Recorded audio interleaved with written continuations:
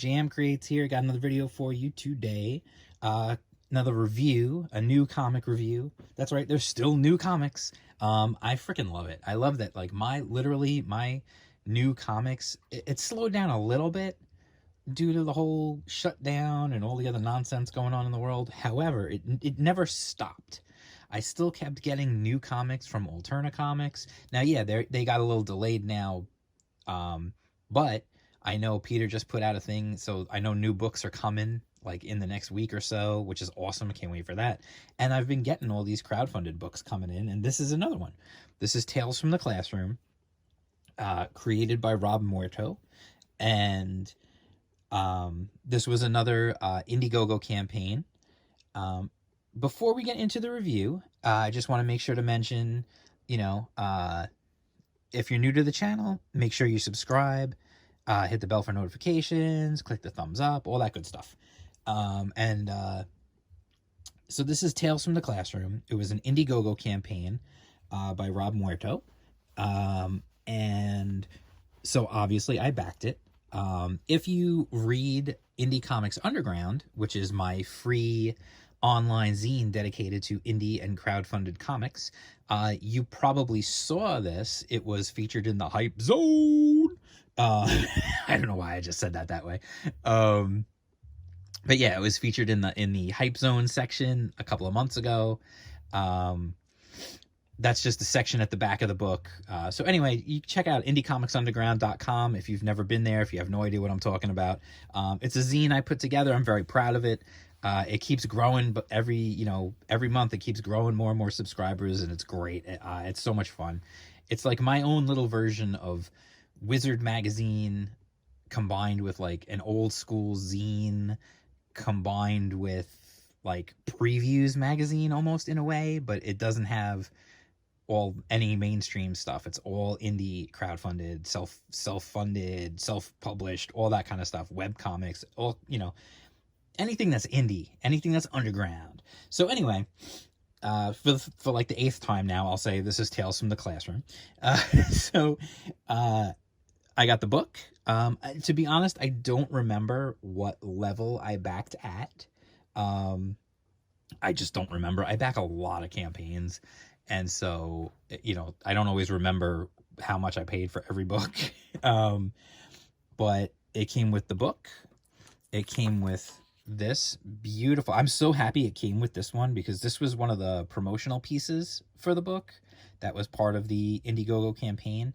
And I just remember this image. When I first saw this image, it really kind of just sold me on the whole idea. Just, I don't know, it just portrays such really cool, like, feeling and emotion and just a sense of place that I absolutely, like, I saw this and I was like, I need to back this book. And you can see it's called, I really like that he did this, by the way. All the pinups and everything that you get, you have this beautiful, it's on like a nice glossy stock. It's a nice, good solid thing. It's going to last. And then on the back, he wrote the name of the piece. So this is Landfill. And you see Pencils and Inks by Marco McCagney, who, by the way, is quickly becoming one of my favorite artists in indie comics, by the way. Just wanted to mention that. He's working on, you might know him, he's working on Monster MD, and he's doing the Shinobi Sasquatch Monster MD crossover book. He also did a cover, if you remember, I did a video about a book called Salty Ruse, and he did the cover for that. He just did the cover, but he did one of the covers for that too. So anyway, you got that pinup, and then you got this pinup, which is the main character and his buddy Eddie. And then again on the back, movie night, and then you see pencils by Sebastian Bronico, inks by Juan Castro, colors by Tanya Wicker. And then, continues another pinup. Like, I can't wait to get these. Like, I want to get these framed.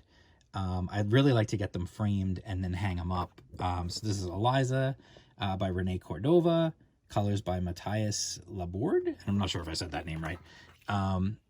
And then this one, I love this one. This is Leg Day. That's what this one's called. I just think it's funny. By Sebastian Bronico, Juan Castro, and Matthias Laborde. So anyway, those are all the pinups. So I got 4 pinups, different sizes. These 3 are all the same size. This one's different.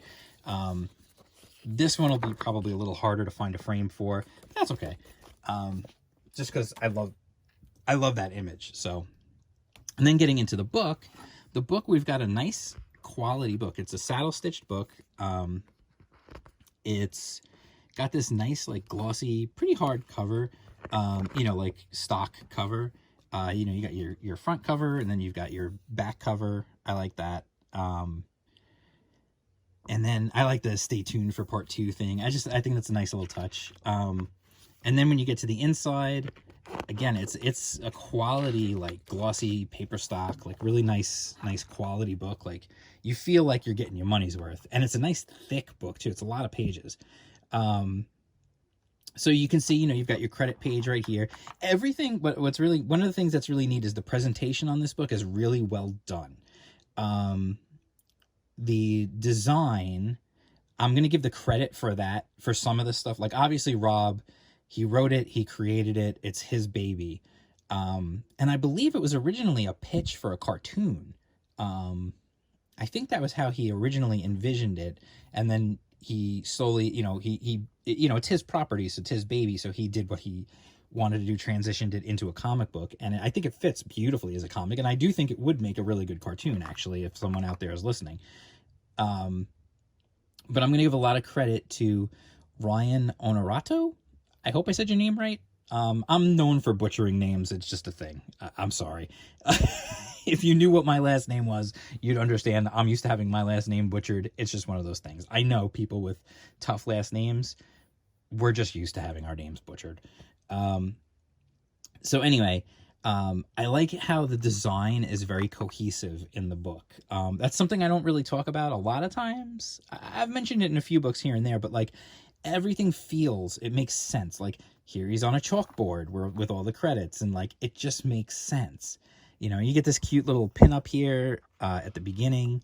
And then right here, it's like, it's a desk. We've got a couple of papers, a coffee mug, and, like, it's explaining who the different characters are. You've got the logo for the school because they go to Thulu High. And it gives you, like, little, like, profiles on some of the characters. And again, everything fits. It feels like it's a school theme. Everything makes sense. The logo for Thulu High is fantastic. It really looks like, first of all, I would totally wear this on a t-shirt. That's the first thing. If you just printed this as a t-shirt, maybe make it a little bit brighter, just because on a shirt you want it to really stand out. But, like, if you gave me a black t-shirt with this logo on it, I would wear that in a heartbeat. Like, who wouldn't? Like, I don't think there's anybody out there who wouldn't buy that shirt. Just because even if they had no idea what it was, it just looks cool. And then if somebody does know what it is, they're going to be like, hey. But anyway, so we get into it. The whole idea, like, even this, like, I know, like, I'm getting into, like, minutia before I'm even getting into the whole thing here, but that's all right. Like, all the, like, the narration boxes, they're all paper. It's all lined, like, yellow lined paper. Everything is cohesive. Like, you can tell that so much care was put into the putting this book together to make everything feel like it just totally fits. So then let's get into the actual story. The main character's name is Rob Muerto, which is also the name of the creator. A little weird in a way, just because, like, you're like, huh? But it's cool. And especially because it makes sense because he's a zombie. So it's the story of this guy, and it turns out he used to go to Romero High School, which of course is a nice nod to George Romero. And it was an all zombie school. And in the all zombie school, he was like the Zach Morris of the all zombie school, if you understand that reference. Like, he was the coolest guy there.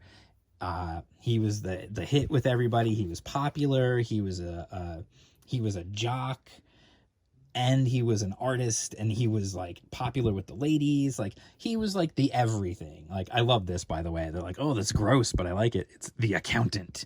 It's like, how do you come up with this stuff? And so, like, you know, he's explaining to you how, like, he was just super cool and everything was great. And then, you know, life was nice and easy. And then his parents moved for a new job.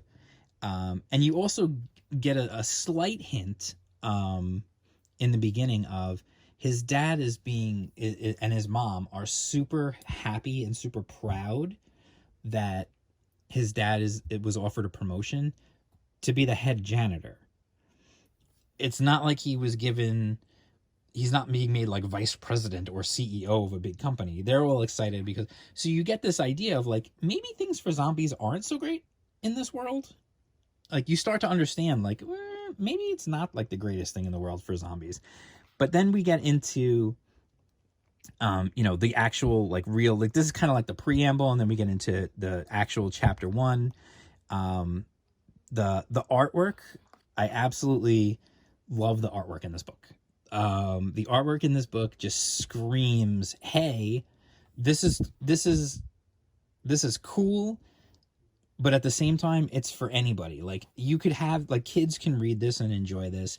I may recommend to my daughter to read it. She's 14. I think she would enjoy it. I also think my 10-year-old nephew would enjoy it, especially because of like the monsters and stuff like that. So I think it has a pretty wide appeal, honestly. And as a 40-something year old guy, I enjoyed it because it was funny. It had some genuine funny moments. It had some actual heart to it.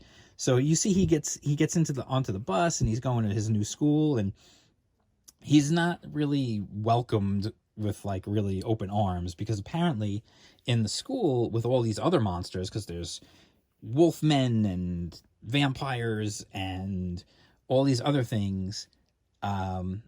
Specifically, I love this guy. He's a chupacabra, but they don't spell it out for you, which I love. But you figure it out later, which is great. And then also this guy, Joshua, when they first said, oh, then there's Joshua, and he looks like he's this big brute and he's a bully, and you're like, why does he, that's kind of a weird name for a bully. But then you realize he's a golem. He's a golem. And he's Jewish. That's why he's saying things like chutzpah, and like he looks like he has a yarmulke on. Like, it's funny. It's funny characterization that's going to go over the heads of some people. But other people who get it are going to enjoy it. The vampires are kind of top of the food chain. We get to the school, and then what happens is, because he didn't have his breakfast, apparently zombies, if they don't eat enough brains, they start to turn into like stumbling, brain dead, monster zombies, basically. So he makes a pretty lousy impression on his, in his first day of school. His buddy, he makes friends with Eddie, who is a wolfman, who's a cool guy, and he just treats him well. They get along. You can tell they're just going to be friends. The lunch lady is hysterical. She's like this giant ogre. There's a lot of really cool characters. You get the, and just some great art. You get this guy, Harry the Swamper. He's like this like thug life swamp creature, like, creature from the Black Lagoon type guy. But his whole thing is he can't see well in the light because he's, meant to be underwater and in like, dark caves and stuff. So they play a little prank.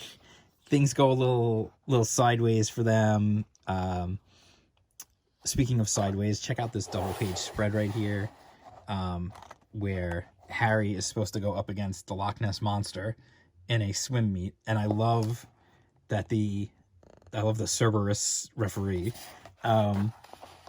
Again, so here's I wanted to go back. I just wanted to show you guys when they're in the lunchroom. Where did it go? Did I miss it? Or did I? Oh, here it is, right here. Here's the chupacabra bit. Just in the background, not paying attention to it. He's all excited. Here's the ogre arm. She's putting down a goat for him. Then he's biting the goat's butt, and the goat's like, what? And then later on, you see him like he's completely stuffed because he ate the whole goat. He's a chupacabra. So there's like, honestly, there's some really funny stuff. There's some fantastic artwork and some real characterization that by the end, you realize that like there's some real heart to it too, and that's the beauty of this. This is what I love. I love when a story is like this, where it's funny and it's silly and it's all about these monsters and whatever, but it has a genuine heart to it. This is what so many things I feel like are missing nowadays. So many comics, especially from the mainstream, they're just hollow. They don't have that soul. They don't have that heart. This has that classic heart and soul to it, which is one of the things I really, really enjoy. And then you've got at the back, you've got this little, like, it's like a yearbook. So they've got their like it's like their senior quotes, which is fun. And then you've got, stay tuned for part 2. I 100% I'm looking forward to the next issue of this. I really enjoyed it. And I honestly think it's a shame that it didn't even do better on its crowdfunding campaign. This is, I really think, if the word gets out, if word gets around, people will start to understand that this has the makings of a real, true classic. Like, honestly, I know that sounds like I'm being super hyperbolic, but I'm not. I will tell you if I'm being hyperbolic, because I can be sometimes. I know that. Sometimes it's fun to be hyperbolic, but for real, I really think this has the makings of an absolute classic that could be turned into a cartoon, that could become a whole franchise, but it still has that heart that makes you feel.